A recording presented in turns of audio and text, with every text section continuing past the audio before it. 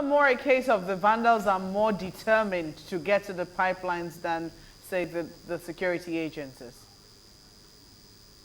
No, well, the security agencies might be determined. If they don't have the right equipment, what can they do? What can they do if they don't have the equipment? There's a limitation. They need to have materials to work with. They need to have. That's why I said in the stakeholders engagement, we need to hear their story.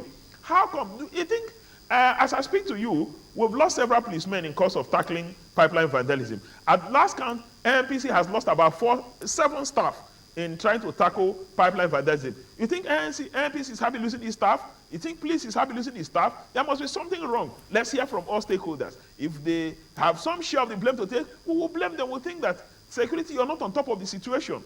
We can now deal with that. But the way we perceive it right now is that the security agencies don't seem to be equipped to tackle pipeline vandalism.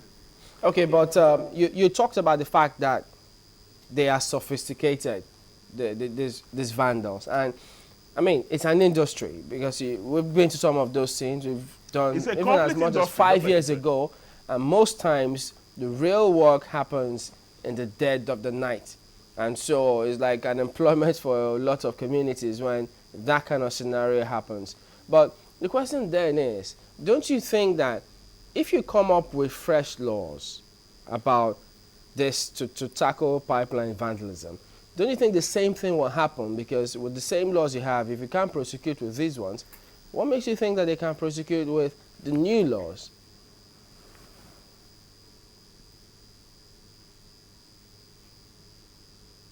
Did you get that? Now, I'll tell you 3 things. First is to agree with you that it's first emerging as an industry.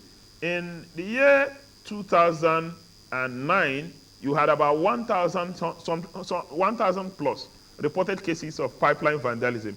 In the year 2012, you have about 2,000 something reported cases of pipeline vandalism. And in the year 2012, you have 3,704 reported cases of pipeline vandalism.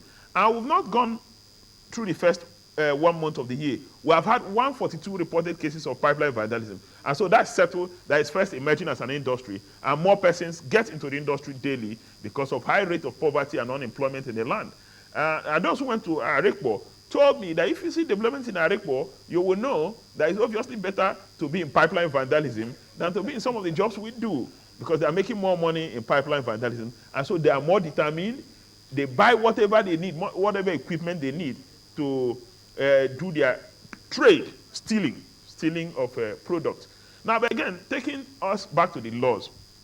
Before now, the law did not factor the fact that you could prosecute somebody on the basis of technology. He was captured on a camera trying to steal. The current law doesn't capture that. Now, the current law does not say you must, of course, there is, the current law says yes, you must develop, you can't develop within certain limit to the existing pipeline. We need to expand that or broaden that further so that you can develop within certain area.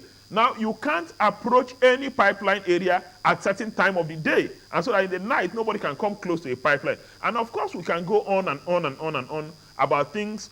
Well, I'm happy you're showing the kind of equipment or the kind of facility the police use to tackle vandals who were by far more equipped, by far more sophisticated. And so the laws might help and will, of course, help. Well, some people will say that it's possible that the vandals used, because we also have visuals showing boats, leftovers of boats used by the vandals, maybe. The question now will be, what are you going to be doing moving forward? Well, I've made our position very clear. I said there are many steps we're going to take. One is that we're going to do some sort of inquiry on what actually happened. Why is it that the security agencies could not perform their work? Why is it that in the past we've not been able to successfully prosecute anybody? Are there lacunae in the law? Are there gaps in the law that we need to tighten up? After then, we'll look at the laws. At the level of the legislature, that's all we can do. Look at the laws. Now we begin to engage the executive arm of government. What are the challenges you're facing? How come such critical issue of this dimension is not being tackled appropriately? We intend to engage. As we engage, I'm sure we'll define other steps. We'll be able to map out a definite strategy on how to tackle this. Until we hear from all parties, we won't be able to define a course of action. We have identified a problem.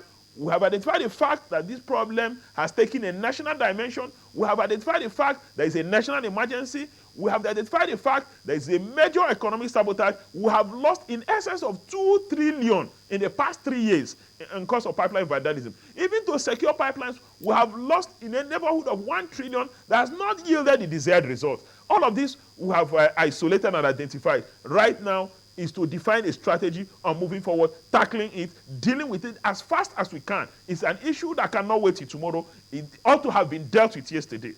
And we're engaging all stakeholders. We're engaging everybody